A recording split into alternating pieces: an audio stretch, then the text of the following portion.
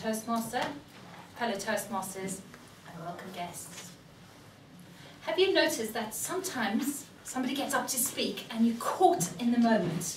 It's so easy to listen to what they're saying. And other times, you wonder how long it's going to go on for. You switch off. And you wonder what there is to do on your to-do list. Have you noticed that? You can actually hear when a speaker doesn't have a rapport with the audience by the shuffling in the room. Unless it's just went quiet.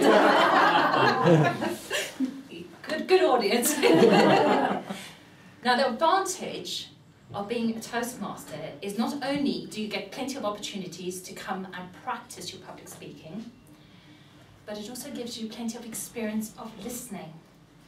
And I've spent quite a lot of time listening, getting distracted and thinking how uncomfortable the chair is.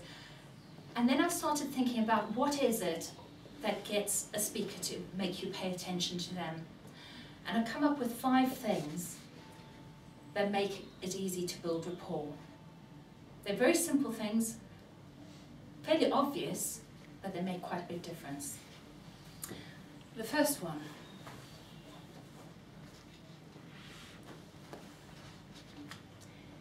is a pregnant pause before you start speaking and a big smile. You have to remember as a speaker that the people who are listening to you may not have your attention when you start.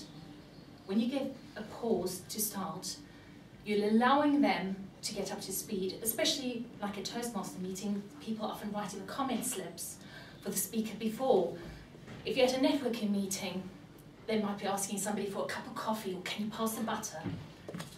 So by pausing, you allow the audience to be on the same page as you. And when you smile, you say, I'm pleased to be here and I'm pleased that you're my audience. And when you smile at people, we instinctively, what do? We smile back. And when somebody makes you smile, you immediately have a bit of warmth to the person. Second point is eye contact. Now imagine if I were to do the whole speech looking at the ceiling or looking at the floor. Or perhaps if I did the whole speech solely to you.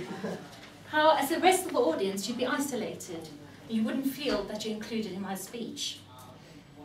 It takes a little bit of practice, but with a bit of practice, you can actually make eye contact with everybody in the audience. And I know a fellow Toastmaster who actually uses her teddy bears and she props them up in a room and she practices her speeches, making sure she keeps eye contact with all the beady eyes. You know who you are. Third point. I'm just going to show you the difference. Get rid of physical obstructions. So often, we use a lectern as protection from the audience. We put this barrier between us. See how it feels different. The openness versus behind the lectern. Another barrier that we often put is we put a piece of paper in front of us, or a book or a prop. And obviously, if you're reading your script, every time you look down, you're breaking eye contact with people.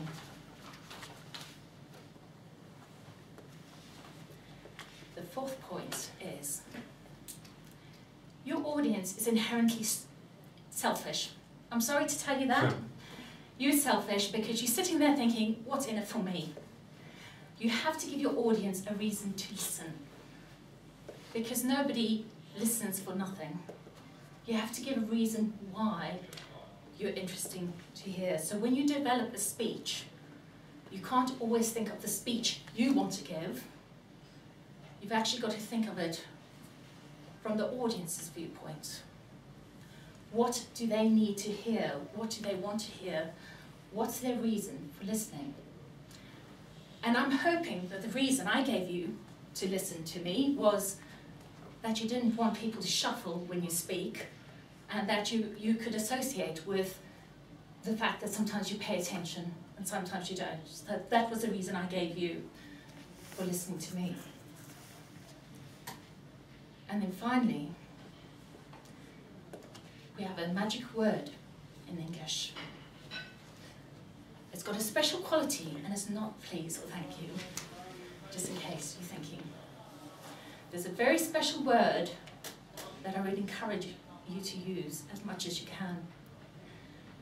It's the word you. You is both plural and singular.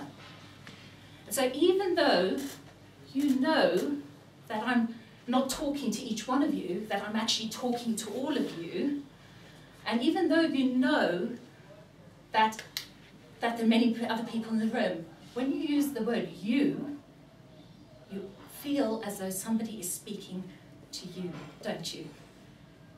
In fact, you're nodding. If you answer that question in your head, that means you're paying attention.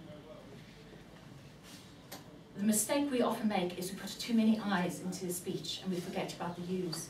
To get the audience on board, we need to talk in the you, because then as the audience you feel as though the speech is directed to you. So when you work out your speech, count your number of I's versus your number of you's. It's a very magical word, very, very special one.